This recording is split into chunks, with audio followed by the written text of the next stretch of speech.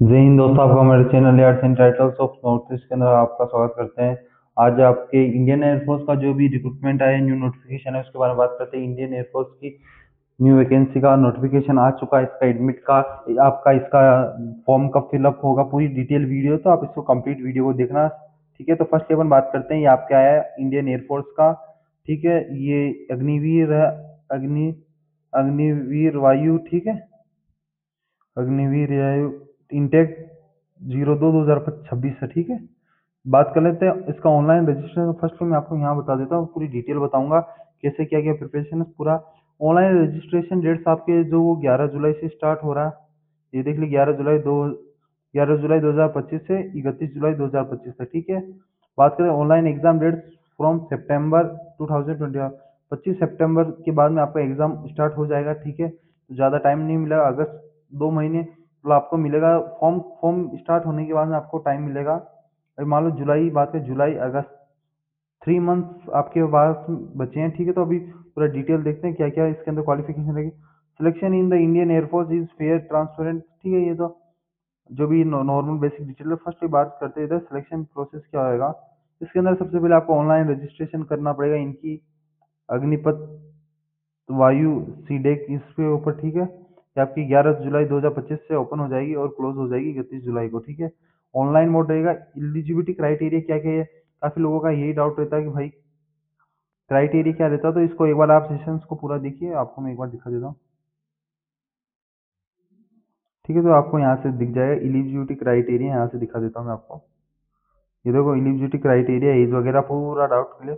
तो फर्स्टली बात कर लेते हैं एज एरिया की। तो डेट ऑफ बर्थ आपकी मांगी गई है 2 जुलाई 2025, मतलब 2 जुलाई 2025 से लगाकर 2 जनवरी 2009, 2025 में, सॉरी 2005 है, सॉरी भूल गया। तो इन दोनों के बीच के अंदर आप, अगर आपकी डेट ऑफ बर्थ, आपका बर्थडे आता है, तो आप इसके अंदर फॉर्म फिलअप कर पाएंगे। ठीक है, अगर आप 2 जुलाई के हैं तो भी फॉर्म फिलअप कर पाएंगे 2005 के अंदर। अगर आप 2 जनवरी 2009 के हैं तो भी आप फॉर्म फिलअप कर पाएंगे। तो ये दोनों डेट वाले आप फॉर्म फिलअप कर पाएंगे। ठीक है, तो आपको पता है बहुत डेट्स इंक्लूड। ठीक है, इसके अंदर लिखा है बहुत डेट।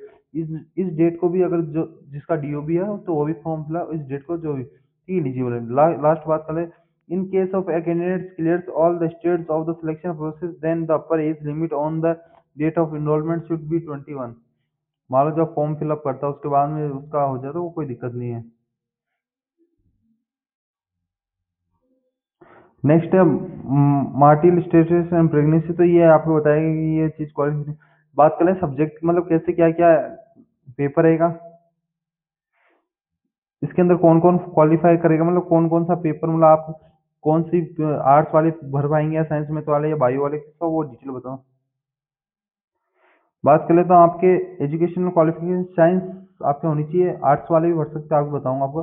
साइंस वालों के लिए क्या है कि 10th 12th होनी चाहिए, साथ में आपके मैथ्स होनी चाहिए, फिजिक्स होनी चाहिए, और इंग्लिश तो आपके होगी। तो ये चीज़ होनी, educational board recognize for the 50% marks of in English, मतलब कम से कम 50% मार्क्स तो होने ही चाहिए हर एक चीज़ के अंदर। इंग्लिश के अंदर अगर 100 नंबर का पेपर आपका 12th के अंदर, तो इंग्लिश के अंदर 50 नंबर तो होने चाहिए। उससे कम है तो आप फॉर्म फिलअप नहीं कर पाएंगे, ज़्यादा है तो आप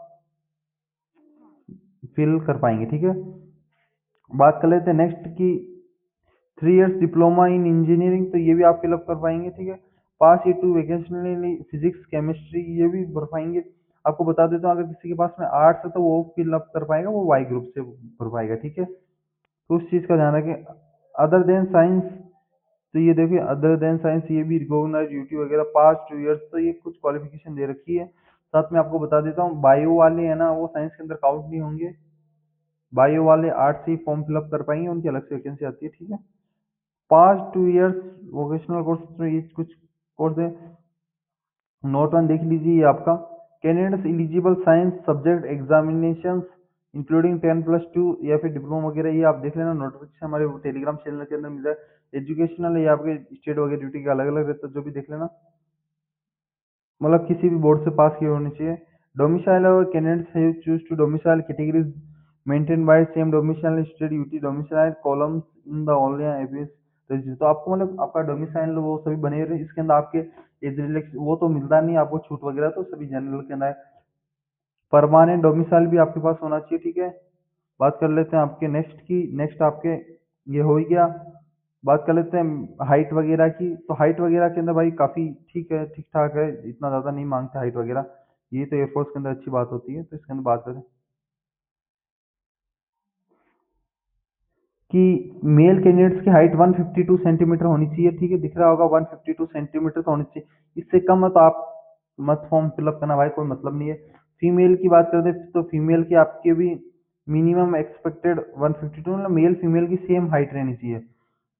four can belong to North East and hill area, तो मिनिमम 147 सेंटीमीटर, ठीक है। तो मतलब कि अगर आप फीमेल है या मेल है, फीमेल है और आप जैसे बिलोंग करते हैं आप हिल एरिया, जैसे नॉर्थ ईस्ट एरिया से, पूर्वोत्तर भारत से, हिल एरिया से, पहाड़ी एरिया, उत्तराखंड वगैरह, तो आपकी 147 except. In case of candidates for Lakshadweep, तो the minimum height will be 150 centimetre. Lakshadweep का तो कम से कम। Note the female candidates available height relaxation for domicile, वो आपके आपके जो भी आपका डोमिसाइल उससे दिक्कत है, आप कौन सी, अगर हिल एरिया से या फिर आप नॉर्मल जनरल एरिया से, उससे weight should be proportional to height and age will age is applicable for height. अब जो भी आपका वेट वगैरह वो आपके हाइट के अनुसार होना चाहिए, वो इनका इंडियन एयरफोर्स के अकॉर्डिंग होना चाहिए, ठीक है। बात कर लेते हैं नेक्स्ट की, एक सेकंड, ठीक है। बात और भी पूरा वीडियो देखता रहे, पूरा वीडियो देख लीजिए, आपको पूरा डाउट क्लियर हो जाए। बात कर लेते हैं चेस्ट वगैरह की।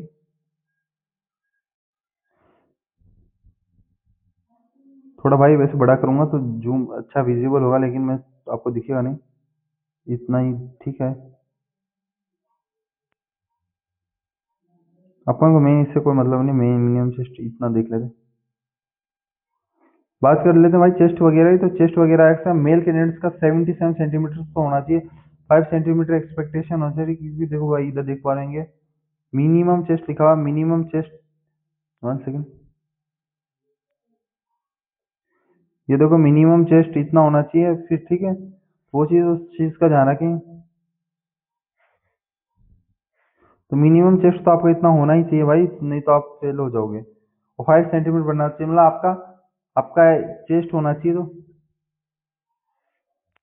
77 +5, मतलब कि आपका 82 तो होना ही चाहिए। मतलब कि 77 कम से कम, और 5 सेंटीमीटर। अगर आप बोलो कि मेरा तो 82 है और 5 नहीं बढ़ रहा है, तो गलत है, 4 बढ़े गलत है। आपका 5 सेंटीमीटर एक्सपेंशन होना चाहिए, ठीक है, एटलीस्ट।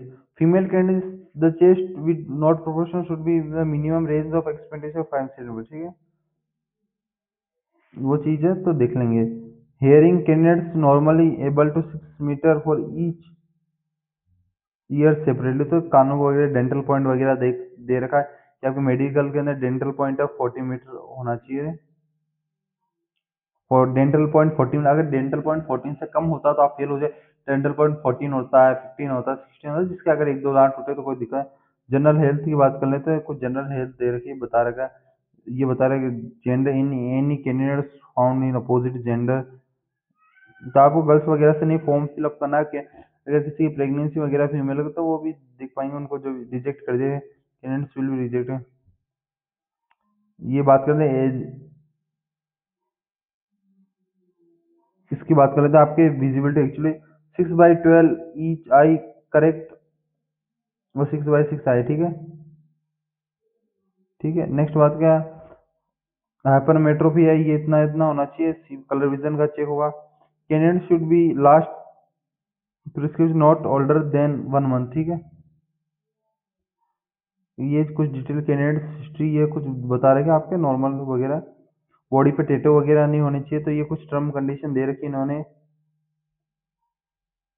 बात कर लेते हैं नेक्स्ट, आपका ये वेतन वगैरह का बताया रखा है, ये आप देख लेंगे अपने अकॉर्डिंग। तो ये कुछ इतना कुछ खास बता नहीं। जो नेक्स्ट बात कर लेते हैं आपका ये डेंटल वगैरह क्या, अग्निवीर आपको जब सर्टिफिकेट वगैरह मिल जाएगा, ऑनलाइन टेस्ट होगा। तो यहाँ से बात करते हैं, आपका ऑनलाइन टेस्ट होगा, सीबीटी मोड में होगा, ठीक है। तो उस चीज़ का ध्यान रखें। क्वेश्चंस आएंगे आपके जो भी है, अभी आपको बताऊँ। साइंस का देखो, साइंस अगर आपने 12th से फिलअप किया है तो आपके फिजिक्स, मैथ्स और इंग्लिश ये आएंगे, तीनों चीज़ आएंगी, ठीक है। सीबीएसई पैटर्न पे हर चीज़ आपके देगा, ठीक है। उस चीज़ का ध्यान रखेंगे।